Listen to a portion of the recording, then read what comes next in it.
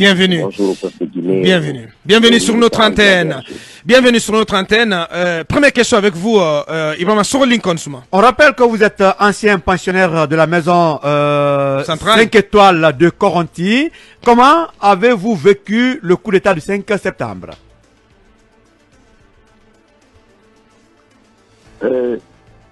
Bonjour Lincoln. Bonjour. Le coup d'état du 5 septembre était venu comme un soulagement parce que nous étions sous un régime illégal, illégitime et un régime civil qui avait déjà militarisé toute la Guinée.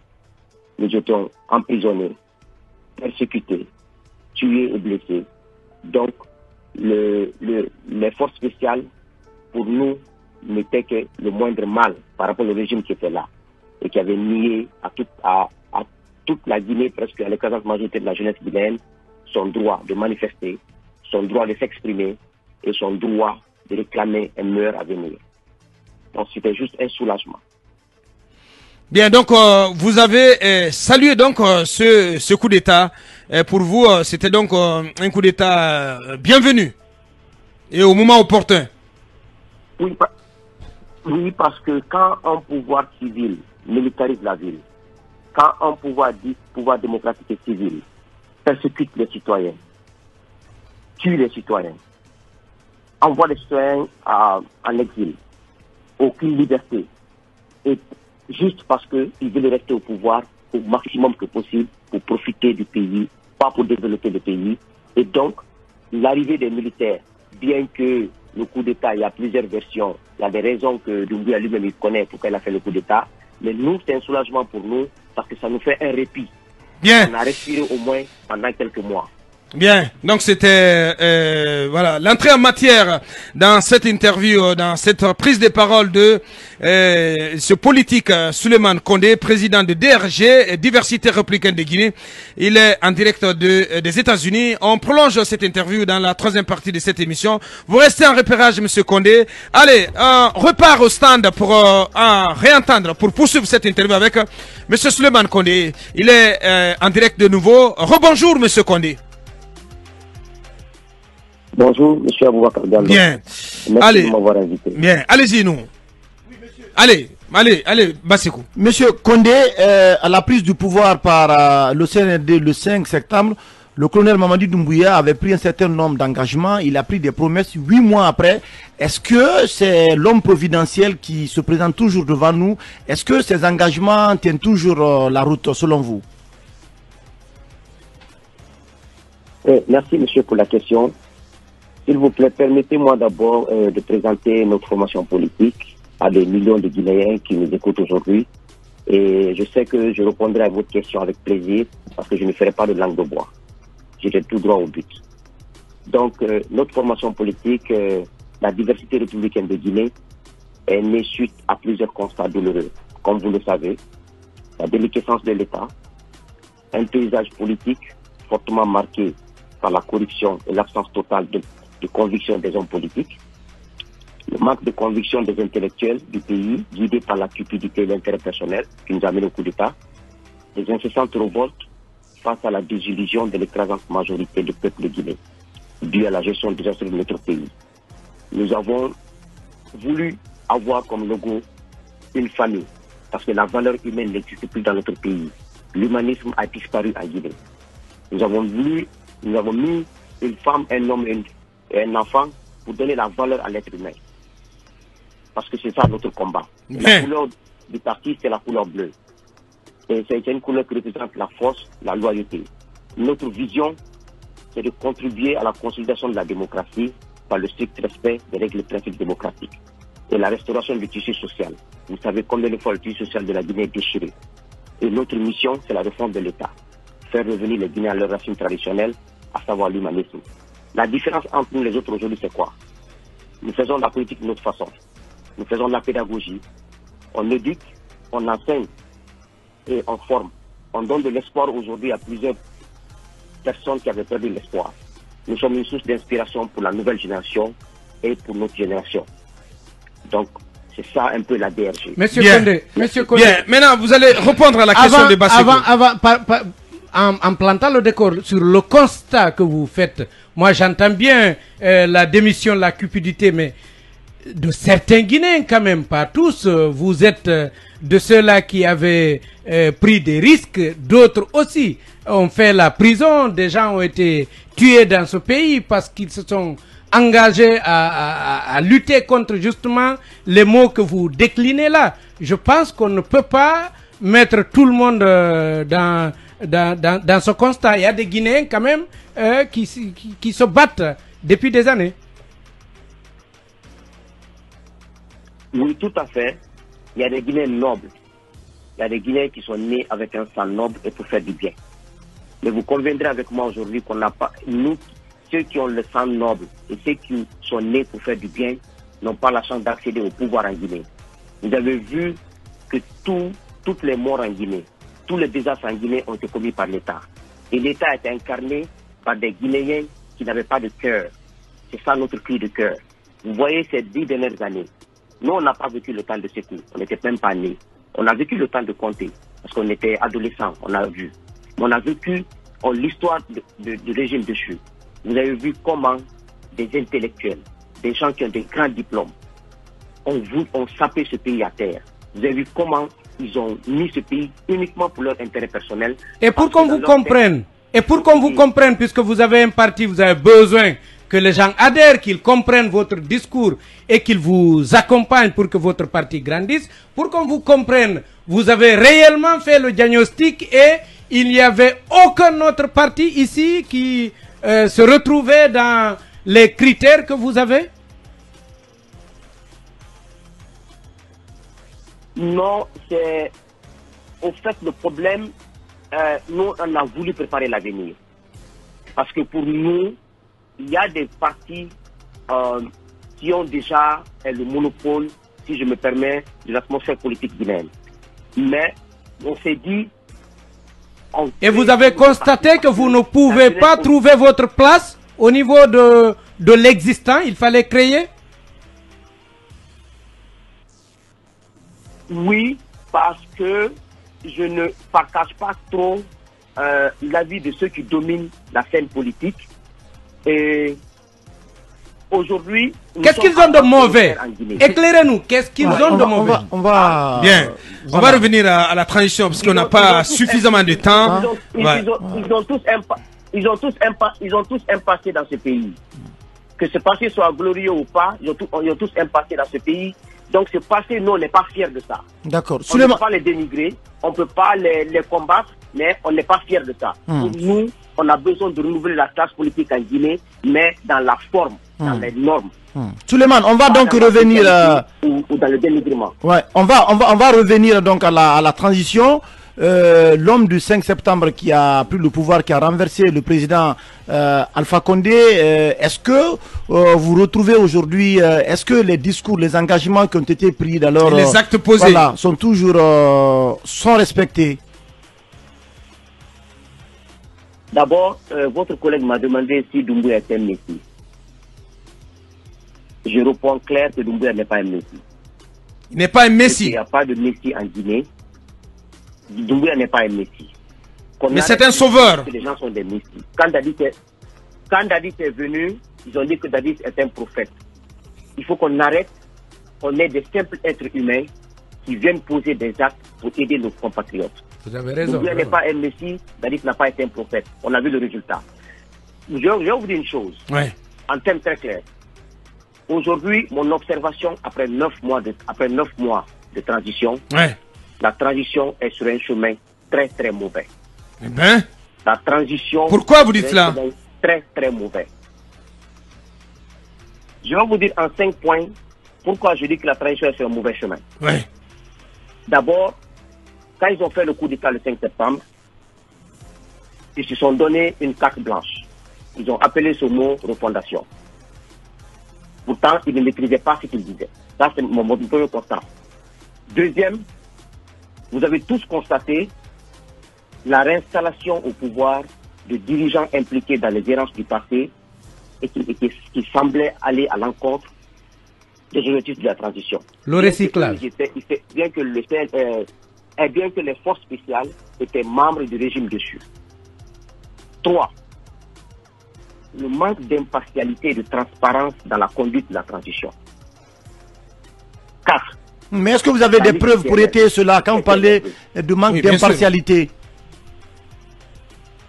Je vous étayerai. On est dessus, je vous étayerai. La liste du CNRD. Qui connaît CNRD? CNRD au départ, selon mon analyse, moi, Souleymane Condé, c'était les forces spéciales qui ont fait le coup d'État le 5 septembre. Mais le CNRD n'existe au jour d'aujourd'hui que sur le papier. Ou c'est Doumbouya seul qui est CNRD. Parce que tous ceux qui ont fait le coup d'État avec Doumbouya le 5 septembre ne sont même plus à l'entour du pouvoir. Pour le moment, c'est le colonel Sadiba qui signe au compte du CNRD. Ouais, au compte du CNRD. Il y a des communiqués signés Sadiba. Et lui, par Et Aminata est porte-parole officiellement. Le CNRD n'est que sur papier. Aucun Guinéen ne peut me dire qui est CNRD. Aucun Guinéen. C'est sur papier. 5. Le gouvernement de transition. Vous avez vu le Premier ministre. Capacité intellectuelle bien, mais pas de personnalité, pas de capacité pour gérer ce pays. Il ne connaît ni l'administration, ni le pays. Je n'ai pas dit qu'il n'est pas né et grandi là-bas. On a besoin des hommes d'étoffe dans ce pays. Les pouvoirs ont toujours utilisé des hommes qui n'ont pas de caractère pour faire mal aux autres. Vous avez vu comment le pays patauge. Et pourquoi le pays patauge? Parce qu'on n'a pas un Premier ministre qui a la capacité de tenir un dialogue politique, qui a la capacité de rassurer, de donner confiance aux gens. Parce qu'il n'a pas le pouvoir. Et pourquoi il n'a pas le pouvoir? Parce que c'est son caractère qui ne donne pas le pouvoir. Bien. Alors, on va aller vite sur la question de la durée. Oui, la question de la durée, parce que c'est ce qui agite les esprits. Le colonel Doumbouya a proposé récemment un délai de 39 mois. C'est une proposition, mais qui est rejetée par une frange significative de la classe politique, notamment par l'ANAD, le RPG Arc-en-Ciel et alliés, le FNDC, politique, etc. Qu'est-ce que vous en pensez? À quoi cette transition devrait servir et quelle devrait en être la durée, selon vous? D'abord, qu'est-ce qu'une transition? Une transition survient quand ça ne va pas, quand on a échoué. La transition a pour rôle de mobiliser les recettes de l'État, de sécuriser ces recettes, de faire couler les affaires courantes, de faire un état des lieux, de nous dire qu'est-ce qui a été fait comme bon sous le régime dessus, qu'est-ce qui a été fait comme mauvais sur le régime dessus, et mettre les institutions de la transition en place, aller aux élections. Toute action au-delà de ça, c'est un échec. Donc vous voulez dire par exemple que le recensement général par exemple voulu par le CNRD et puis le recensement administratif qui doit donc permettre la mise en place d'un état civil, vous dites que donc toutes ces actions-là en réalité n'ont rien à faire avec une transition de courte durée? Une transition raisonnable. D'abord, nous, à la DRG, nous proposons une transition de 24 mois, pas plus. 24 mois. À partir de quand? C'est ça la proposition de la DRG. À partir, ça dépend, soit du 5 septembre ou du 1er janvier 2022. Ah non, ça peut pas dépendre. Non, vous devez avoir quand même une idée claire. Ça peut pas dépendre. C'est votre proposition, c'est votre proposition, monsieur Condé. Ok. Vous donnez une marge au CNRD à partir du 1er janvier 2022. Et pourquoi? 24 mois. Et pourquoi le 1er janvier? La marche. Vous aurez pu prendre par exemple à partir de l'installation du CNT, à partir du 5 février. Ou aujourd'hui, vous vous faites entendre déjà, probablement vous pouvez avoir des militants grâce à FIM, grâce à votre participation. Bien, et non, il en a déjà, il en a. Je veux pas parler de l'installation du CNT parce que CNT. Ah, je pensais que vous allez dire que vous ne voulez pas de militants. Oh, et le CNT, oui? Non, mais écoutez, le CNT là, d'abord, ça fait mal au cœur. Vous savez, le CNT déjà, la personne qui gère le CNT, il va semer le trouble dans ce pays. Mais pour quelle raison? Parce qu'il n'est pas d'une bonne moralité. Ouh là là. Vous parlez de Dansa Kourouma? Vous savez, dans ce pays, moi j'ai toujours assumé mes propos. J'ai dit pire que ça contre Alpha et tous ses hommes. Parce que je veux que ce pays marche. Je n'attends rien de la Guinée. J'attends de la Guinée que la paix, la quiétude sociale, et qu'on puisse vivre en harmonie ensemble. Mais quand des individus, un ou deux, savent manipuler leur langue, savent à chaque opportunité, ils ont une autre veste, une autre couleur, je m'opposerai à ces individus. Non, mais qu'est-ce que vous reprochez à Dansa? Mais vous le reprochez quoi exactement, M. Condé? Écoutez-moi, c'est pas moi qui vais vous dire, vous connaissez mieux que moi. Ce qu'il disait sur Alpha, et ce qu'il dit aujourd'hui, et ce qu'il dit aujourd'hui à propos. Vous savez, les gens, parfois, chez nous, ils font comment?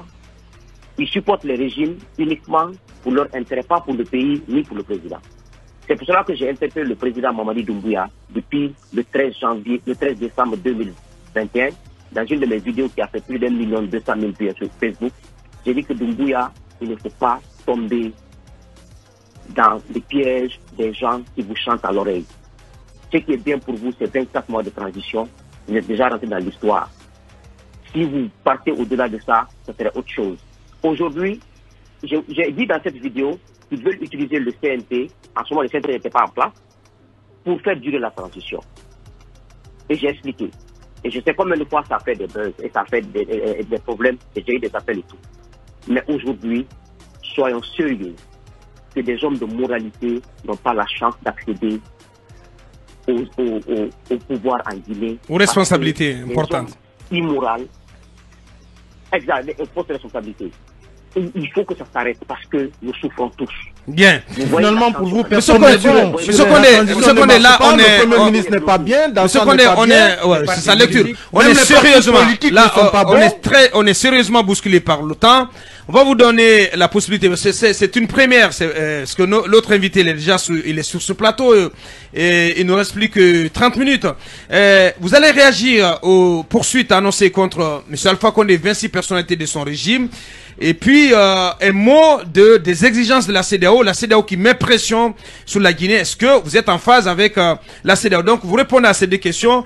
Et puis, voilà, on va essayer de... Donc, on va s'arrêter là-dessus avant de vous reprogrammer prochainement. Parce que, franchement, c'est intéressant, ça aurait été intéressant de continuer plus longuement cette interview avec vous. Nous vous écoutons sur les deux questions.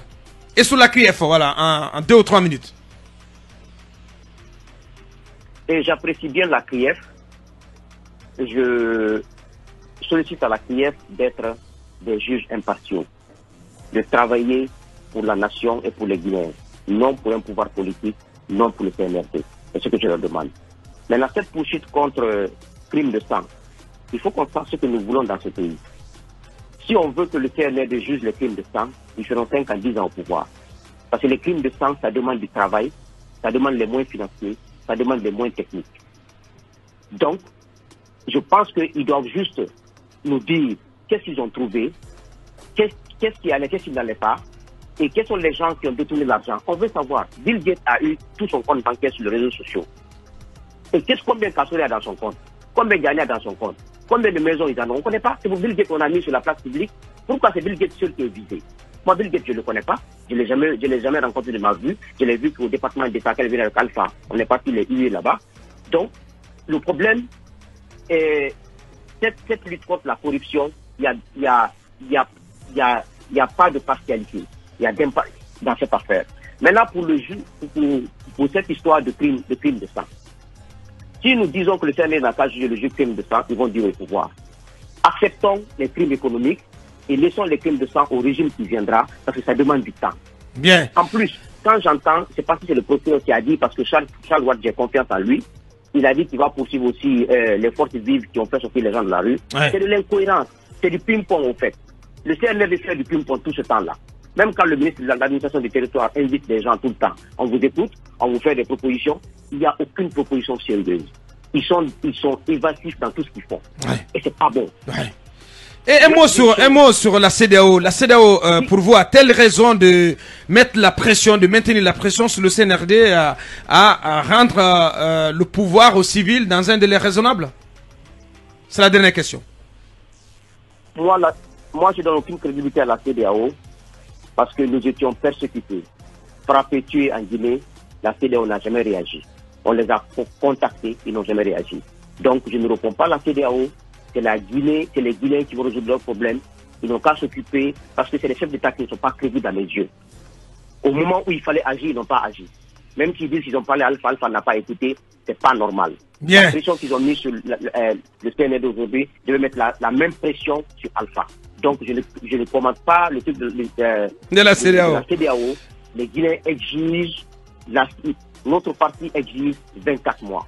Voilà qui est dit. Oui, peut-être pour terminer, peut-être peut-être vos rapports avec Cellulaire Lengallo de l'UFDG, puisque selon des indiscrétions, on apprend que vous êtes vous serez le chargé de communication de l'UFDG aux US. À que répondez-vous?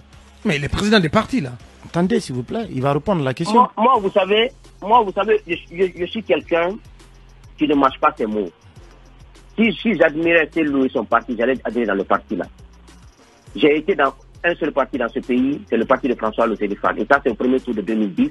Depuis qu'il s'est rallié au RPG, j'ai quitté ce parti.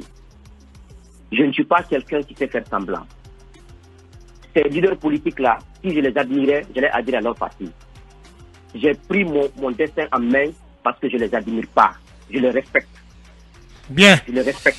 Donc, vous avez des rapports mais j'ai pris mon destin en main. De très bons rapports. Très bien. Il ne reste plus qu'à vous dire merci, M. Souleymane Condé. Ce fut très très intéressant.